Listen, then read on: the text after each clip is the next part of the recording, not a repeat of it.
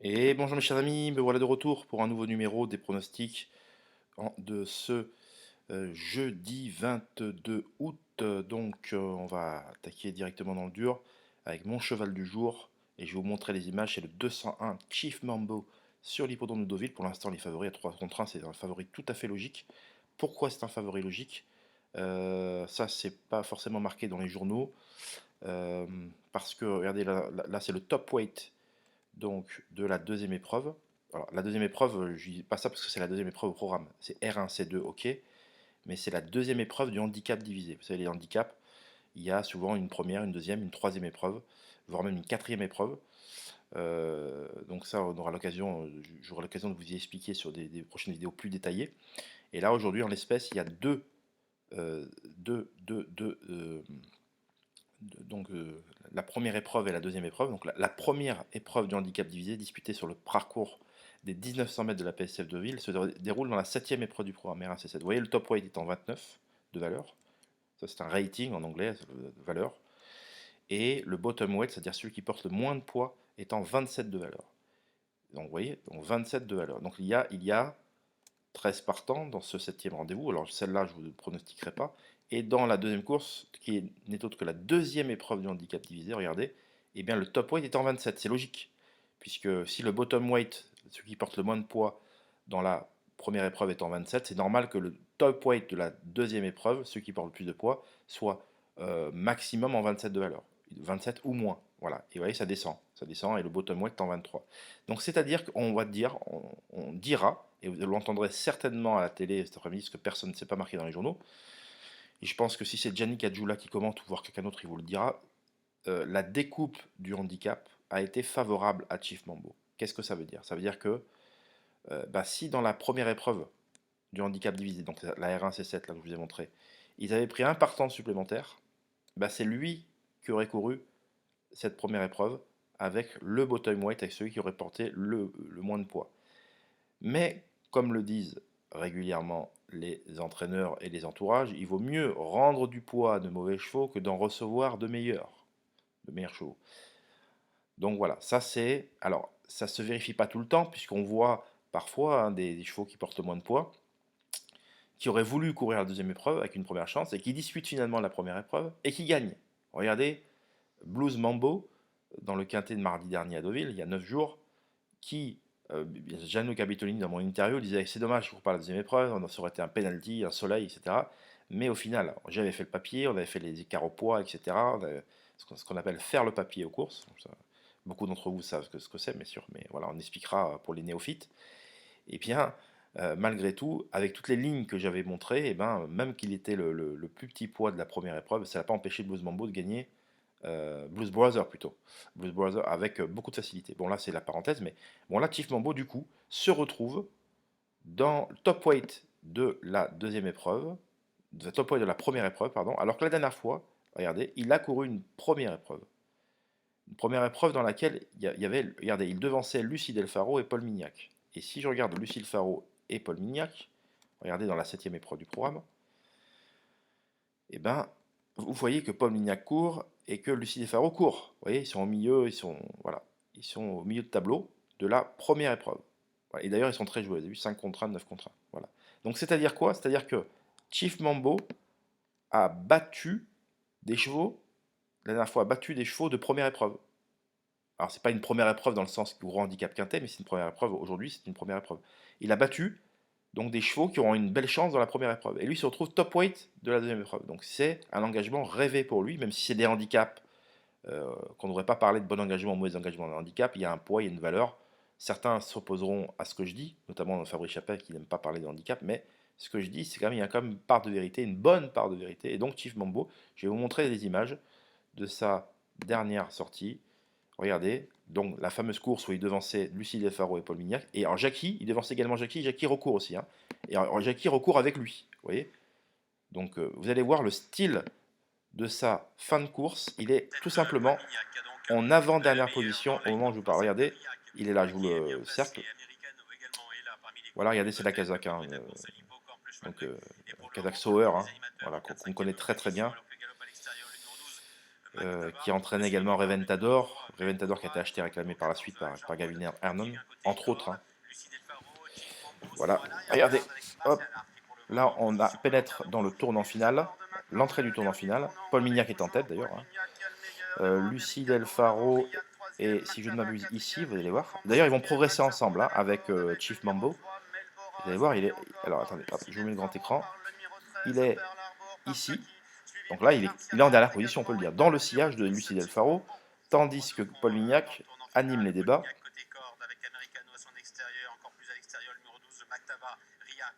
Riac est à la corde, etc.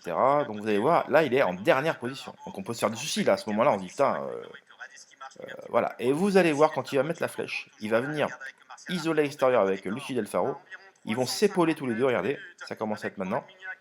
Alors Paul Mignac est toujours en tête là, mais on sent que les attaques se précisent et que ça va être compliqué pour lui, notamment la Casac Rouge qui prend nettement l'avantage, c'est Melbora. Melbora qui a reconfirmé derrière, hein, au passage, en ayant un mauvais parcours à deuxième épaisseur de Nova. Et vous voyez, Chief Mambo, il trouve sa cadence à mine droite et il finit vraiment remarquablement avec Lucie Faro qui n'a pas forcément toutes ses aides aussi d'ailleurs, hein. Alors Lucie Faro qui n'a pas répété derrière, donc qui était dans un mauvais jour parce que c'était trop mauvais pour être exact. Mais par contre, Chief Mambo ne cessait de regagner du terrain, c'était vraiment très plaisant.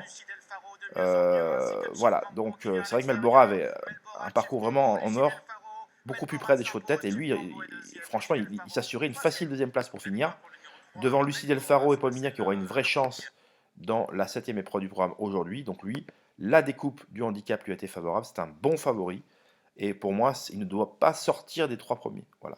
Alors, j'invente rien, mais c'est un très bon, pour moi, à mon sens, c'est un très bon pari. Je serais très déçu qu'aujourd'hui Chief Mambo sorte des 3 premiers et ne lutte pas activement pour la victoire. Vous avez vu que dans cette même course, alors je sais pas si je voilà, bon, on va pas remettre, mais Jackie était quand même 4e en léger retrait. Il y avait 3 chevaux à l'extérieur et les autres, mais Jackie se défendait fort honorablement. Il a une chance, d'ailleurs c'est le deuxième favori, mais je ne veux pas dire que Chief Mambo l'a battu à plat de couture la dernière fois, mais pas loin. Voilà. Et donc voilà ce que je voulais vous dire.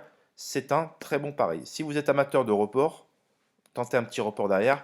Dans la 4e épreuve du programme, j'aime beaucoup Bow Lane. Alors pour l'instant, il y a 10 contre 1. Alors je ne sais pas trop comment il faut interpréter ceci.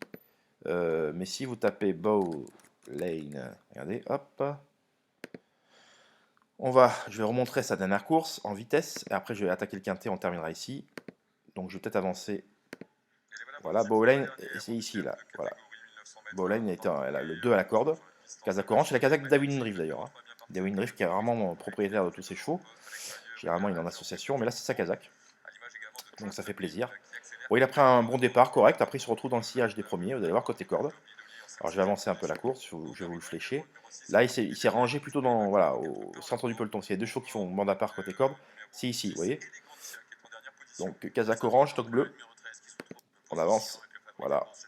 Et moi, il m'a beaucoup plu parce que, voilà, déjà, je l'avais mis dans le fameux mensuel dont je tairai le nom. Voilà.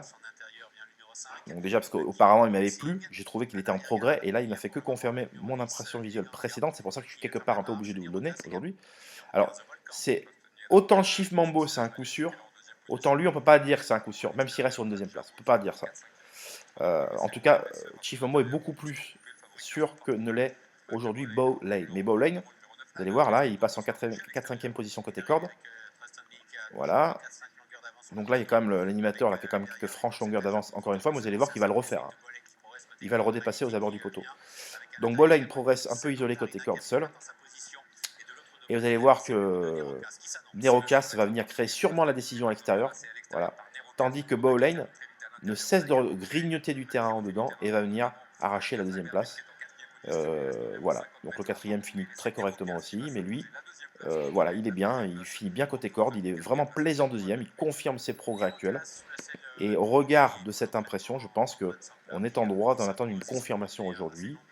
La dernière fois, il portait 57 kg. Il portait 55 kg la dernière fois, là il en porte 57. C'est-à-dire que, vu qu'aujourd'hui il porte 2 kg de plus, ça signifie que le handicap est légèrement inférieur à la dernière fois en termes de qualité. Ça c'est théorique. C'est par rapport à la référence du handicap, alors on pourrait en parler davantage. Bon là, s'il porte 2 kg, c'est pas qu'il a été pénalisé de 2 kg, ça n'a rien à voir, c'est juste que par rapport à la référence du handicap, il court contre des chevaux un peu moins bons que la dernière fois. Voilà, tout simplement. Voilà, c'est pour ça qu'il rend un peu plus de poids. Donc théoriquement, c'est bien. Voilà.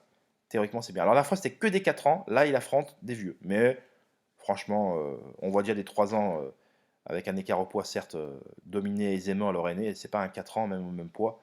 Non, non, ça, c'est pour moi, ce ne sera pas une excuse aujourd'hui. Alors, Green Curry reste sur une nette victoire sur le tracé qui nous intéresse, en valeur 15,5. Vous voyez, bon, il a ressuscité. Les Goudos sont bien en ce moment. On a vu le vieux cheval là qui va devant. Encore fait l'arrivée à Vichy dernièrement en prenant la 3e place. L'Arnaud, voilà, j'ai retrouvé le nom, même Kazakh, même entraîneur. Atlantica qui reste sur 3 deuxième places, c'est normal qu'Atlantica soit favorite, hein. Elle est confirmée sur ce tracé, elle reste sur 2 excellentes deuxième places. C'est logique qu'Atlantica soit nettement favorite devant Dream Again, Bowlane, Green Curry et autres cash for Passover. Voilà, mais disons que voilà, il y a pourquoi pas un petit report à tenter, mais petite mise, hein, je vous le dis quand même au passage. Mais par contre, le vrai coup sûr, si vous en avez un à jouer aujourd'hui, à mon avis, c'est le 201 Chief Mambo. Allez, un petit mot à la place. Voilà, un bon, pour moi, un petit truc à la gagne, à la place. Le reste, il faut mettre beaucoup plus sur le placé gagnant, parce que ça reste des handicaps. Un petit mot sur le quintet d'aujourd'hui. Voilà, quand même. Avec, alors déjà, ce qui m'a frappé, mais frappé, alors ça a frappé, j'imagine, beaucoup de monde, c'est la cote de Divine Roll. Alors là, 4 contre 1, favorite devant Freja qui était deuxième de cette course en dernier. Il y a un pas que j'aurais pas franchi, très sincèrement. Alors certains me diront, mais oui, mais c'est logique qu'elle soit jouée. Qu'elle soit jouée, oui, mais favorite, c'est anormalement favorite. Voilà, parce qu'il y avait des. C'est une. Vous en conviendrez, une pouliche qui déjà affronte ses aînés pour la première fois, c'est une chose. D'autre part, court son premier gros handicap quintet, autre chose. Débute en ligne droite, encore un autre argument. Et qui a gagné un handicap avec Marie Vélon, déjà à Lyon-Paris, au mois de juin, le 24 juin, et il y avait 1,5 kg de décharge, et donc elle a gagné, donc elle était sous le coup d'une pénalité, et les 1,5 kg de décharge, elle ne les aura pas cette fois-ci. C'est-à-dire qu'elle est, pas parler de double peine, mais elle a été pénalisée de 3 kg sur ce succès, plus 1,5 que Marie Vélon ne portera pas, donc ça fait 4,5. Si vous voulez, elle n'a pas le profil pour partir favorite d'une épreuve comme celle-là, parce que c'est un handicap moins relevé, etc. Là, disons que c'est la double peine, obligé gagner une pénalité et obligé d'affronter des adversaires de meilleure qualité. Dernièrement, elle a confirmé, c'est vrai, dans une classe 2 en étant courageuse troisième, et c'est pour ça que ça m'avait attiré l'attention, parce que Jean-Pierre Gauvin a déclaré dans l'interview que la pouliche s'était montrée extrêmement dure pour finir, malgré le fait qu'elle ait tiré tout le parcours. Elle s'est montrée très brillante, et normalement les chevaux qui tirent un peu tôt, un peu trop, et bien pour finir, ils ont un peu leur compte, et donc du coup, c'est normalement ils cèdent. Et elle n'a rien lâché. C'est pour ça que on l'a raccourci aujourd'hui, parce que plus vous raccourcissez un cheval, c'est-à-dire vous le courez sur une distance plus courte, vous le présentez sur une distance plus courte, ben moins il a de chances de tirer. Parce que plus vous raccourcissez, plus le rythme est rapide, et donc pour les chevaux qui sont brillants, ils ont moins le temps de tirer. Et donc 1400 mètres ligne droite, c'est le bon compromis aujourd'hui pour Divide and Roll. Voilà. Parce que la dernière fois c'était 1600 mètres avec tournant. Là, c'est 1400 mètres en ligne droite. Alors, 1400 mètres sur une piste bien souple, ça rallonge un peu la distance, il faut le savoir. En bon terrain, non. Mais lorsque vous rallongez 1400 mètres en ligne droite, il faut savoir que ça rallonge un peu la distance. Ça, c'est un truc qu'il faut savoir. Beaucoup de professionnels disent ça. Alors, quid du terrain aujourd'hui? Donc, on va faire ça. On va faire ça par date et hippodrome. Donc, jeudi Deauville. Et, alors, très souple. Est-ce que nous sommes. Alors, ça, c'était le 21. Voilà. Donc c'était le 21 très souple. Et vous voyez que sur le site de OneX2, pour ne pas le citer aujourd'hui, ben, ils ont recopié comme des bonnets ce qu'ils trouvent sur France Gallo, très souple. Mais sauf que c'était le terrain d'hier, le 21 à 9h24. Sachant qu'hier il n'a pas plu et que sachant qu'il a fait beau et qu'aujourd'hui il fait encore beau, ben, ou alors nuageux mais qu'il pleut pas, ça a le temps de sécher. Donc là on est plus sur du souple que sur du très souple. Surtout que la course est à 20h15. Vous voyez, donc, vous voyez, on est 10h40 du matin et ça n'a toujours pas été mis à jour et c'est vraiment regrettable, on ne cesse de le répéter. Enfin bon, je ne sais plus quoi dire au bout d'un moment et même je dirais que le terrain devrait être mesuré à plusieurs reprises dans la journée pour avoir une mise à jour pour les parieurs. Ça s'appelle le respect des parieurs. Voilà. On veut avoir le respect des hommes et des chevaux et c'est tout à fait normal, race and care. Voilà. Eh bien, déjà commençons par respecter les parieurs qui font vivre l'institution. Voilà. Donc ça, c'est bon, on ne cesse de répéter. Certains viennent me conforter dans mes propos et je vous en remercie en privé et même sous les vidéos. N'hésitez pas à intervenir également, même que vous êtes néophyte, c'est toujours un plaisir de vous répondre au passage. Je vais en profiter pour vous glisser que j'ai fait une vidéo cette nuit à écouter impérativement pour savoir le principe du système d'abonnement. Il y en aura pour tous les goûts, les néophytes qui veulent apprendre, Ceux qui veulent s'abonner, pas se prendre la tête et jouer mes recommandations du jour, mes interviews pointues, avoir toutes les informations très sensibles que vous ne trouverez nulle part ailleurs. Voilà, écoutez cette vidéo qui dure un quart d'heure et commentez-la si vous voulez, mais en tous les cas, il n'y a aucun problème si vous ne souscrivez pas. C'est avec plaisir que vous continuerez à regarder mes vidéos gratuitement, dans tous les cas. Voilà, je tiens à le préciser. Donc un mot sur le quintet. Donc l'argent du matin et pour Divide Roll, c'est du bon argent. Je pense peut-être que ça va remonter entre 5 et 6 balles. 5 et 6 contre 1, là, c'est vraiment un truc de dingue. Hein. Voilà. Alors, moi, je l'ai mis en tuyau en pensant qu'elle serait à 8, 9, 10, vous voyez, pas favorite, parce que je pensais que Freja serait favorite, vous voyez. C'est la favorite du turf, d'ailleurs. C'est même ma favorite à moi. Bon, voilà. Et bien, pour l'instant, elle n'est pas favorite. Alors, peut-être qu'il y aura un réajustement de cote quelques instants avant le départ. Là, on est à 10h30. Voilà, généralement, ça joue beaucoup plus, ça joue énormément, c'est le dernier quart d'heure, hein, on va pas se mentir. Alors, il y a une tendance le matin, hein, qui reste souvent la tendance, hein. Mais après, il y a quand même beaucoup d'évolution de cotes. Quand vous regardez les cotes du matin, et jusqu'à un quart d'heure avant le départ, ça bouge quasiment pas. Mais alors le dernier quart d'heure, ça flambe à mort. Ça joue à mort. Voilà. Surtout 20h15, ça a le temps d'évoluer. Mais encore une fois, le dernier quart d'heure. Alors, qu'est-ce que je sais dans cette course? Écoutez l'interview de Satoshi Kobayashi. Il est confiant avec Peaceful Sea à 34 contre 1. Ouais. Dès que j'ai une information qui sort de l'ordinaire, je vous en parle. Je ne suis pas là que pour parler des favoris. Mais les favoris, c'est ceux, quand il y a des bons favoris, je suis là pour le dire. Généralement, on touche avec des bons favoris. En course, c'est comme ça. Il faut mettre un peu d'argent sur des bons favoris. Voilà. Après, pour les amateurs de combinaison, il y a des bons. On est à la recherche de bons outsiders. Et Peaceful Sea, alors je ne vous dis pas qu'aujourd'hui il va faire l'arrivée à coup sûr, mais quand on écoute Satoshi Kobayashi, qui sait où il habite, c'est un entraîneur, voilà, qui est redoutable. Et là, je vous fais voir cette ligne là du 16 mai à Longchamp, 1400 mètres, avec tournant le tracé, ce qu'on appelle le tracé du toboggan. C'est le nom qu'on donne au tracé des 1400 mètres de Longchamp, le toboggan.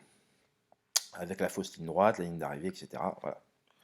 Bon, la ligne est dans l'ensemble très bonne, puisqu'on retrouve au deuxième rang Tertus. Alors c'est une ligne perdante Tertus depuis, regardez, depuis que Tertus a été deuxième de cette course à réclamer, derrière il n'a fait que confirmer, troisième, et 2 fois deuxième de gros handicap sur 1200 mètres ligne droite. Donc la ligne est déjà très bonne. C'est une ligne perdante, ça c'est vrai, donc c'est pas à mettre à son profit, mais la piste était très souple ce jour-là, 1400 mètres, donc un profil similaire à aujourd'hui, si ce n'est qu'aujourd'hui c'est ligne droite. Bon, elle devançait Miami Voice, donc elle recevait 2,5 kg Miami Voice, d'accord? Miami Voice a fait l'arrivée derrière, deuxième de grand handicap quintet à Deauville, en devançant qui? Tiens, Freja et Deep Hop et Racan. Les trois ont confirmé. Tenez-vous bien, les trois, Freja aujourd'hui va courir le grand handicap quintet avec le statut de co-favorite, on est d'accord? Deep Hope a survolé les débats dans une belle course à condition la dernière fois en devançant le bon cheval à Georges Doleuze, qui avait remporté d'ailleurs cette course en dernier. Enfin, c'était sur le sable, hein, le parcours des 1400 mètres, le prix du Diménil, je crois. Voilà, c'est une belle course à condition. Donc il le devançait et on trouvait au troisième rang Racan. Donc c'est-à-dire que Deep Hop, elle devançait Deep Hop, enfin, Miami Voice devançait Deep Hop et Racan, lesquels ont terminé dans le trio d'une belle course à condition il y a quelques jours à Deauville. Et au troisième rang, donc, il y avait Freja qui va courir avec une première chance aujourd'hui. Donc tout ça pour dire quoi? Que notre ami Peaceful Sea, sur cette ligne-là, devançait Miami Voice, lequel a depuis, donc ça c'est une ligne gagnante, hein, qui depuis a battu des chevaux qui ont fait l'arrivée de très belles courses. Et ça c'est vraiment très bien. Loubésien aussi, un cheval qui est en train de se retrouver, qui avait fini deuxième ensuite à la test, avant de ne pas confirmer, mais avec des excuses apparemment ce jour-là. Donc la ligne n'est pas si mauvaise que ça pour Loubésien. Mais ce qui est intéressant, alors bien sûr, Peaceful Sea, vers l'heure 38, c'est un peu limite. Parce que vous voyez, la dernière fois, elle recevait 1 kg de Tertus. Bon, Tertus, il va gagner son quintet cette année, donc voilà. Et elle recevait 2,5 kg de Miami Voice, monté par ce diable de Sias qui va être un futur grand jockey, j'en suis convaincu. Et alors, donc elle recevait 2,5 et Miami Voice a fait l'arrivée de quintet en 38 et Peaceful Sea également en 38. Donc si on veut la logique des choses, pour être bien placé des hauts poids, il aurait dû être logiquement en 36. Donc peut-être qu'elle a 2 kg de trop pour gagner une course comme ça. C'est pas impossible du tout. Maintenant, le handicapeur s'en méfie. Pour le prendre directement en 38 de valeur après avoir été troisième à réclamer, c'est qu'il a vu quelque chose, le handicapeur. Hein. Alors c'est vrai que derrière, elle n'a pas confirmé. Ouais, elle n'a pas confirmé. Le dernier coup, eh bien, elle était dans un jour 100 Dixit Satoshi Kobayashi. Ça, faut en tenir compte. Elle était dans un jour 100. Ça arrive, il y a des chevaux. Elle avait un numéro un peu en dehors dans les boîtes. Et elle n'était jamais en course. Voilà, donc ça arrive. Tout simplement, ça arrive. Là, elle la lasse dans les boîtes. Si elle parvient à prendre un départ correct, à se ranger dans le peloton, et si c'est la jument de Longchamp, je peux vous dire qu'elle peut faire afficher une belle cote aujourd'hui. Elle peut prendre une 3, 4, 5e place à une très belle cote. D'ailleurs, Satoshi est confiant. Si elle ne fait pas l'arrivée aujourd'hui, il faudra la suivre à l'automne prochain, puisque c'est une adepte des pistes bien souples. Et lorsque je l'ai appelée, parce que je l'avais appelé pour le quintet là, de Saint-Cloud, et il m'avait indiqué, alors le terrain était bon souple, hein, il m'avait indiqué que c'était une jument qui se sentirait pousser des ailes lorsque les pistes seraient bien souples. Et quand j'ai vu la météo avant-hier, il y a 2-3 jours, je me suis dit, oulala, ça peut être intéressant. Elle peut se réveiller, trouver une piste, en plus face aux seules femelles, en ayant une piste qui lui convient. Donc là, la piste va un peu sécher, mais elle sera quand même souple. Et donc, ça peut être marrant pour une place à Bellecote. Fréja et Alva sont à retenir obligatoirement. Bon, vous avez vu, Fabrice n'a pas de préférence. Moi, j'en ai une légère pour Fréja parce qu'elle est confirmée en ligne droite, ce qui n'est pas le cas d'Alva. Et ça, c'est quand même important. En ligne droite, ça se court différemment que sur les tracés curvilignes avec tournant, parce que les tracés curvilignes, avantage. Enfin, ce que je veux dire, c'est qu'avec tournant, les chevaux reprennent leur respiration dans le dernier tournant avant de repartir. En ligne droite, ça se court différemment. Il y a des chevaux qui oublient de respirer ou il faut qu'ils prennent leur respiration avant. Ça, c'est un autre sport, la ligne droite. Voilà. Alors, Darry River, 15 contre 1, c'est une cote un peu de mort, mais la pouliche n'a pas fourni sa valeur dernièrement dans un quintet contre les mâles. Elle est à mon sens à reprendre. Parce qu'elle a été le nez au vent, Pouchin n'a pas pu la cacher, et c'est vrai qu'elle a été rapidement battue, elle n'a jamais fait illusion, mais c'était contre les mâles, et surtout, mauvais parcours. Donc là, il faudrait que Alison Massin, sa femme jockey, lui trouve un dos, que ça se passe bien. Alors moi, ça m'arrangerait aujourd'hui qu'elle fasse pas l'arrivée, parce que j'ai envie de la toucher sur un tracé avec tournant la prochaine fois. Voilà, mais ça, on peut pas le savoir. Voilà. En tout cas, ce qui est sûr, c'est que la jument a très bien retravaillé, la pouliche, elle a très bien retravaillé, et qu'on en attend un rachat dans son entourage. Je vous le dis directement. Divide and Roll, bah écoutez, c'est tout l'argent du matin, je ne dis pas l'inverse. Koskova, on voit que Joachim Brandt conseille plutôt de la reprendre si la piste est bien souple. Bon voilà. Ça, je vous répète, je vous relaye simplement ces informations. La dernière fois, la Belle Poète a longtemps figuré dans le quintet contre les mâles. C'est un quintet contre des 3 ans. Là, je vous avais fait écouter l'interview de Vercors. Retrouvez, hein, tout est laissé sur la chaîne. Fabrice Chappet, on sentait qu'il était quand même assez optimiste et le cheval s'est imposé à 10 contre 1 ce jour-là, Vercors. Et la Belle Poète a longtemps animé les débats dans le peloton extérieur avant de, je ne vais pas dire s'éteindre, mais de rester un peu là pour finir. Tandis que Tokyo Dreamer, 5e, faisait un très beau move à l'extérieur. C'était vraiment une bonne note.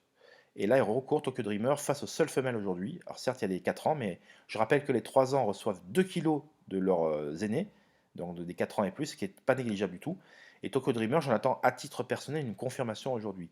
Clanita, montée par Sophie Chouette, on salue son agent Karl, je salue bien, que j'embrasse bien. Je salue au passage également Philippe, si tu m'écoutes, Philippe Tixier, hein, de Turf Sud Pro. Je vous invite à faire un tour sur ce magnifique support internet sur Facebook. On trouve vraiment beaucoup d'informations. Donc Clanita, de Karl, c'est l'agent de Sophie Chouette, hein, qui a eu un article au Parisien où elle s'est exprimée, où il se voit une chance. Donc attention, Clanita, qui est 3 ans contre les vieux, mais jugé notamment sa deuxième place là, c'était vraiment une bonne deuxième place devant Dream Whisper, qui est quand même une pouliche prise en 39 $, qui a fait l'arrivée quintée. Donc elle aurait tout à fait le droit en 38, juger cette ligne-là, parce qu'elle devançait une jument qui était favorite du quintet de Vichy, par exemple, devant Partir, qui était en valeur 41. Donc juger là-dessus, c'est une vraie chance. Donc je vais la retenir dans mon pronostic. Alors après, c'est des courses indéchiffrables. Je ne cesse de vous le répéter. Indéchiffrables. Voilà. Quant à Zandi, Fabre présente dans ce quintet, écoutez-moi bien, une pouliche qui a été jugée digne de participer à un groupe 1 à l'âge de 2 ans, jugée digne de participer à un groupe 1 le mois dernier à 3 ans donc. Est-ce que vous voyez Fabre, pour cette Kazakh-là, la Kazakh Abdullah, prendre le risque de passer, pour cette Kazakh-là en plein meeting de Deauville, de courir cette Kazakh-là, un gros handicap juste après avoir couru un groupe 1. Alors, dans ce groupe 1, elle était 9e sur 12, elle devançait quand même 3 chevaux, hein, 3 au passage, même si il y en a composé les mains rapidement, mais quand même. Elle a longtemps animé les débats. Alors, ce jour-là, on pouvait penser qu'elle fasse le leader pour un autre cheval. C'est pas le cas, hein, je vous le dis au passage. Hein. Elle ne faisait pas le leader. Alors, je ne sais plus si c'était un entraînement britannique, qui a pas, voilà. Mais c'était je pense ouais, voilà, c'était ça, Kikouli, vous voyez, entraînement Harley Charlton, parce que c'était la même Kazakh, donc la Kazakh du monde, la Kazakh Abdullah. Je vous le dis au passage, ils avaient certes la même Kazakh, mais Zandi n'était pas le leader ce jour-là, hein, voilà, n'était pas la leader, elle ne servait pas de lièvre pour l'autre.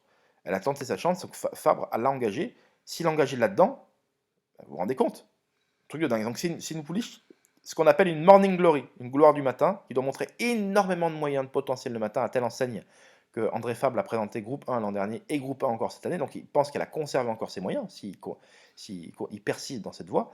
Bon, là, c'est un premier essai dans les grands handicaps. Vous voyez que la pouliche n'a jamais répété ses excellents débuts. Elle avait gagné une course à Méden à 2 ans devant Solène Romance, équilibriste et tout. Bon, voilà. Et donc, si vous voulez, moi, ça m'interpelle. André Fab, pour cette Kazakh-là, qui a couru 2 groupes 1 avec cette pouliche-là, l'un à 2 ans, l'autre à 3 ans, et dans la foulée, après un échec dans ce groupe 1, il engage dans ce quintet, où il fait partie d'ailleurs des plus petits poids de la course. Bon, parce qu'elle est en 38 de valeur, mais c'est un truc de dingue.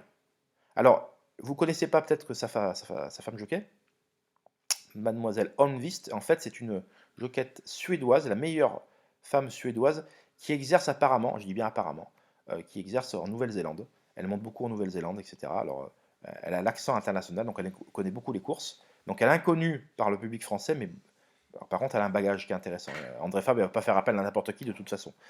Donc, Zandi, moi je dis, bon, ça le profil du tout ou rien, hein. Mais voilà, je suis obligé de la retenir, sinon je passe pour un imbécile. Moi, les courses, c'est quand même une certaine logique. Alors, généralement, ces profils-là, je les aime pas. Alors, je vais la retenir un peu malgré moi, je les aime pas parce que c'est un peu trop beau pour être vrai. Vous voyez ce que je veux dire? Juillet digne de participer à 2 groupes 1. Fabre, pour cette Kazakh-là, tu vois 10 contre 1, tu dis attends. Mais bon, voilà, il y a quand même de l'argent malgré tout. Je vais la retenir parce que je me dis qu'André Fabre, c'est le meilleur entraîneur français, hein, on va pas se cacher derrière son petit doigt. Donc voilà, je vous mets la vidéo, le pronostic sur la vidéo. On se dit à très vite pour de futures aventures. Ce soir, le débrief. N'hésitez pas à me répondre à mon ancienne vidéo également pour d'éventuels abonnements. On se dit à très vite. Bye bye.